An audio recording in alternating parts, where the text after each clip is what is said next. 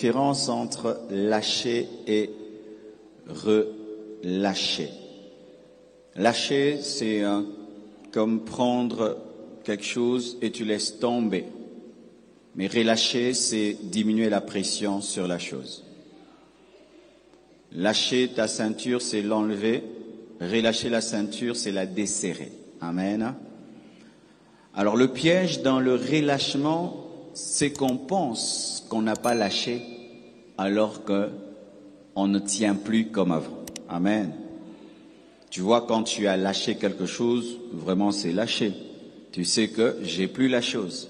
Mais quand tu te relâches, tu n'as plus la chose comme avant, mais comme elle est là, tu penses que tu l'as alors que tu ne l'as plus comme avant. Amen. C'est un grand danger. Lorsque je desserre ma ceinture, elle ne sert plus à rien.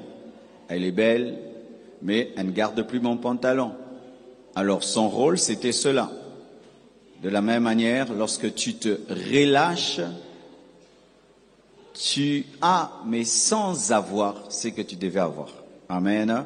C'est un grand danger. C'est lâcher prise spirituellement. C'est se reposer avant le temps. Parce qu'il y a le temps du repos au ciel, après la mort, après l'enlèvement. C'est perdre le focus, perdre ta concentration. C'est te distraire négativement, parce qu'il y a la bonne distraction. Je peux prier beaucoup et après, je vais faire du sport. C'était une bonne distraction. Mais lorsque ta distraction consiste à pécher, il y a des gens, quand ils se distraient, ils pêchent. Dans lui, se distraire, c'est pécher. Se distraire, c'est devenir charnel. Se distraire, c'est devenir mondain. C'est ça, sa distraction. Cette distraction est un relâchement. Le relâchement, c'est perdre ta discipline. C'est te détendre dans la chair. C'est perdre ta détermination, ta ténacité et ta consécration. Alors la consécration, c'était le fait d'être dédié à Dieu. Ainsi, des objets peuvent être consacrés, le temps peut être consacré, une chair peut être consacrée, ce laptop peut être consacré. Il y a un papa de l'église, il m'a dit que pendant la retraite, Dieu lui a dit qu'il ne pouvait plus mettre Netflix dans son iPad. Dans son iPad, il utilise l'iPad pour prêcher, mais aussi des fois pour regarder Netflix. Dieu lui a dit, plus jamais tu vas mélanger Netflix et l'iPad que tu utilises pour prêcher. Tu vois, parce que lui, son iPad est consacré à prêcher. Amen. Hein? Donc, c'est le fait de dédier ta vie au service de Jésus. Il n'y a pas de consécration sans service. Tu ne peux pas dire que tu es consacré à Jésus sans le servir. Dans la consécration, il y a le service. Lorsque tu es consacré, c'est pour servir, c'est pour travailler, c'est pour être au service de celui à qui tu es consacré. Et la consécration est étroitement liée à la notion de la sanctification, parce que lorsque quelqu'un, une chose est consacrée, elle doit être mise à part. La sanctification, c'est être mis à part. Sanctifier quelque chose, c'est mettre à part, c'est purifier une chose, la sortir des souillures, la mettre à part pour être consacré. Amen. Ce sont des choses qui se suivent. Ce qui fait que lorsque tu te sanctifies beaucoup, tu vas sentir un grand besoin de servir Dieu. Lorsque tu perds ta sanctification, tu n'auras plus le désir de servir Dieu, parce que la sanctification fait partie de la consécration. Amen.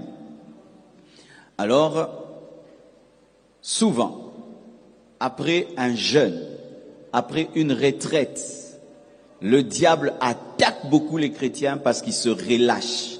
Et c'est pourquoi Dieu m'a dit de vous en parler mercredi et ce mercredi, et si je ne finis pas, l'autre mercredi encore, parce que vous traversez une période spirituellement importante après un jeûne, après un haut niveau de sainteté, de consécration, d'abnégation, de sacrifice.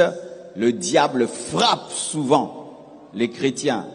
Il leur dit, tu as assez prié, maintenant ne prie plus. Tu as assez jeûné, ne jeûne plus.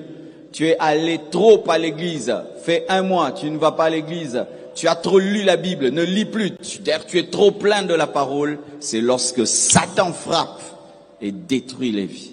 Faites très attention, cette période-ci. Souvent après une grande victoire, beaucoup des grands généraux sont morts. Pourquoi? Il oublie que la guerre continue. Et tu es en train de fêter. J'ai vu une course, c'était pas encore vraiment l'arrivée, mais le gars vraiment était le premier. Tout le monde était derrière lui. Il n'était pas encore arrivé à la ligne d'arrivée.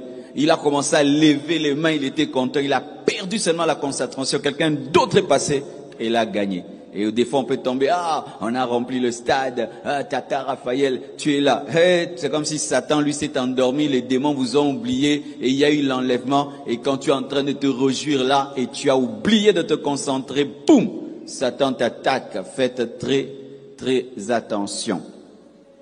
J'étais allé prêcher, où? C'était à Liège. J'ai fini de prêcher à Liège, je devais aller en Martinique. Alors, j'avais une équipe pour Liège qui avait déjà prié, qui s'était concentrée pour ça. On est allé à Liège, on a travaillé. Et puis, il fallait aller en Martinique. Et puis, il y a des gens qui ont dit, pasteur, moi aussi, j'entre dans le voyage. Je viens. Ok, ils sont entrés. Et en Martinique, c'était terrible. Il y avait des délivrances au point où j'étais débordé. Il n'y avait plus moyen. Il fallait que les protocolaires, les intercesseurs commencent à chasser les démons dans le stade avec moi. Et des gens qui s'étaient ajoutés à nous, eux aussi, ont commencé à chasser les démons. Mes frères, on a bien chassé les démons et c'était bien. La croisade était réussie. Les gens disaient, c'était waouh. Mes frères, je suis dans l'avion. On m'appelle, pasteur Marcelo. Non, on dit monsieur Marcelo, oui. Est-ce que vous connaissez tel? Oui, je connais. Venez le voir, il va mal. Je vais au fond de l'avion, je le trouve par terre. Il a perdu connaissance. Qu'est-ce qui lui est arrivé? Les puissants des ténèbres qu'on avait chassés en Martinique l'ont attaqué dans l'avion. Mes frères, Satan me dira, aujourd'hui tu auras des problèmes. Cet enfant d'autrui va mourir et tu auras des sérieux problèmes. J'ai dit, Dieu ne permet pas que cet enfant meure. On atterrit, mes frères, tout le monde reste dans l'avion. Lui devait sortir. Il est sorti avec une ambulance. Et moi, pas moyen de quitter l'aéroport. J'ai dû attendre. Je ne faisais que prier pour lui. Imagine que je sorte de l'aéroport sans lui. Et Dieu a fait grâce. Il était guéri. Mais ce jour-là, j'ai compris que la vraie croisade, ce n'est pas la croisade, c'est après la croisade. Certains milieux de vous êtes en train de vivre des attaques terribles ces derniers temps. C'est ça la vraie croisade. C'est ça la vraie vie.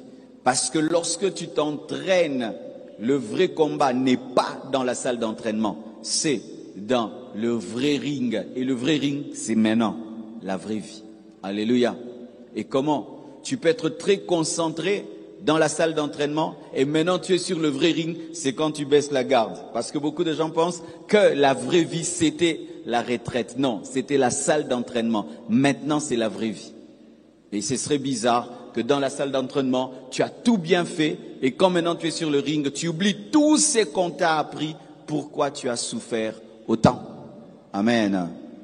Alors, le mercredi, j'avais dit parler sur comment, pourquoi plutôt, pourquoi ne pas se relâcher après un haut niveau de consécration. Aujourd'hui, je vais parler sur comment. Il y a le pourquoi, il y a le comment. Comment? Dis à ton voisin, comment? Que faire de manière pratique pour ne pas se relâcher après une profonde consécration? Que faire de manière pratique pour ne pas se relâcher après une profonde consécration? Premièrement, il faut établir un programme de prière et de méditation. Établissez un programme de prière et de méditation. Il n'y a pas d'homme de prière sans programme. Il n'y a pas d'homme qui connaisse la Bible sans un programme pour la lire. Toutes les personnes qui connaissent la Bible ont un programme pour la lire. Toutes les personnes qui ont l'onction ont un programme pour prier. On ne prie pas quand ça te prend. Ça, c'est pour les bébés spirituels. Et là, les mercredis, nous formons les gens pour que vous puissiez devenir matures dans les choses de Dieu. On ne prie pas parce qu'on sent l'onction. On ne prie pas parce qu'on sent les désirs de prier. Non. On prie parce qu'il faut prier. Ayez un programme. Matin, midi et soir. Comme Daniel. À quelle heure tu pries le matin? Tu as une heure? Si tu pries le matin quand tu veux, tu prieras des fois à 5 heures, des fois à 10 heures, à 12 heures. Mais qu'est-ce qui arrive souvent? C'est que la prière du matin doit se faire très tôt avant que tout le monde se réveille pour que tu ne sois pas distrait et que tu ne sois amené à participer au programme de la maison sans avoir prié. N'est-ce pas? Avant que maman t'envoie, avant que ta femme ait besoin de toi, avant que ton mari, tes enfants aient besoin de toi, tu dois avoir le temps déjà pour Dieu, pour que lorsque la vie va te réclamer, tu t'es déjà assez rechargé. C'est pourquoi il faut prier le matin vers 3 heures pour ceux qui sont très tôt, 4 heures, 5 heures, 6 heures, ça commence à être dangereux, 7 heures, très dangereux parce que les gens ont commencé déjà à se réveiller, 8 heures, tu es cuit. Amen, hein? Et si tu mets à 8 heures, tu vas prier jusqu'à 9 heures, on va te déranger. Mais si tu commences très tôt, tu as beaucoup de temps. 3 heures, 2 heures, 1 heure minimum pour prier. Amen, hein? Allez aujourd'hui, écrivez-leur. Et comme aujourd'hui Dieu nous a donné la technologie, prends ton alarme, ta montre, ton téléphone, ton iPad, écris matin 5 heures ou 4 heures, 6 heures. Et si tu es quelqu'un qui dort profondément, mets double alarme. C'est-à-dire l'alarme de 4h30, de 5h, de 5h30 et de 6h. Si une alarme te rate, l'autre t'aura. Amen. Et arrêtez ces choses. Tu as programmé l'alarme et puis tu jettes. Yo moro muto programma qui est. Bah, démon. C'est toi-même. Tu sais pourquoi tu te fâches contre ton alarme? Parce que quand tu l'as réglé, tu étais spirituel. Quand tu t'es réveillé, tu étais charnel. Ainsi, ta chair combat ton esprit en refusant le programme établi par ton esprit. Faites un programme de prière et de méditation. La Bible dit dans 1 Thessaloniciens 5, 17, priez sans cesse. On ne dit pas prier pendant alpha. Priez sans cesse. Alléluia. Priez sans cesse. Moi, après alpha, j'ai fait encore une veillée personnelle. Je me suis assis sur une chaise de 0 à 5 heures du matin. Pas pour demander, pour rendre grâce à Dieu. Parce que c'était quand? Jeudi, le vendredi, j'ai veillé toute la nuit avant le stade. De 0 heure à 5 heures, j'étais sur ma chaise pour demander que Dieu agisse au stade. Maintenant qu'il a agi par la pluie, il faut aussi lui rendre grâce toute la nuit aussi. Parce que souvent, nous demandons longtemps, mais nous rendons grâce peu de temps, c'est de l'ingratitude. Si tu fais des veillées de demandes, fais des veillées de louanges. Alléluia. Allez veiller. Priez, persévérer, priez sans cesse, pas seulement dans un programme de jeûne, pas seulement dans un programme de retraite.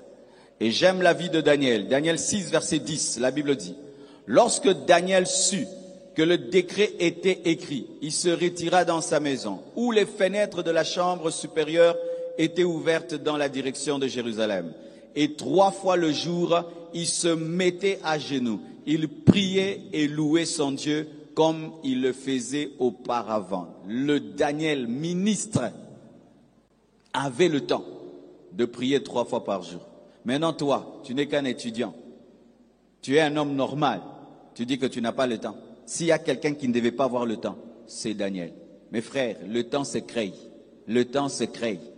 Regarde, tu as tout le temps des raisons, j'ai pas le temps. Si je te dis, mon frère, il y a un business de coltan d'1 million. Toi, tu auras 500, moi 500. On doit se retrouver demain à 3 heures du matin. En Mboudi. Je vais te trouver en Mboudi à 3 heures.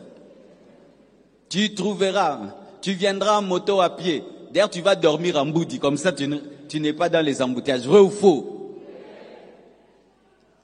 Les mêmes personnes qui donnent des arguments en matière de temps ne ratent jamais leur avion. Il ne rate jamais. S'il va à Paris, il ira à Paris, même si c'est l'avion de 23 heures, d'1 heure du matin, de 3 heures. Il entrera dans cet avion-là. Malgré les embouteillages de Njili, les Quinois ne ratent pas les avions. Amen, hein? Le temps se crée et se trouve. Arrête de donner des raisons. Oh, parce que tout ça c'est faux. Je vous dis, tout ça c'est faux, c'est faux. Tout ce que tu dis là, oh, j'ai pas le temps. Tu as menti.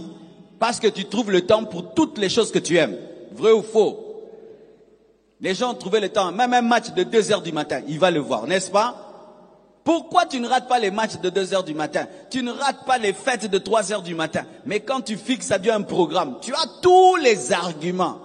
Tu as un problème de spiritualité. N'ayez pas tout le temps des arguments pour ne pas avoir le temps, surtout quand il s'agit de Dieu. Dieu te dira, tu as le temps pour tes passions, tu as le temps pour les hommes, tu as le temps pour toi, tu as le temps pour les gens que tu aimes, mais moi, tu n'as pas le temps, donc tu ne m'aimes pas. Quand on aime, on trouve le temps. Aimer, c'est trouver le temps. Hein? Aimer, c'est pas dire Jésus, je t'aime. Faux! Jésus, quand on l'aime, on trouve le temps pour lui. Jésus, quand on l'aime, on trouve le temps pour lui. Si tu aimes Jésus, tu trouveras le temps pour lui. Amen. Hein? Tu vas même élaguer ton programme, tu enlèves pour avoir le temps pour lui.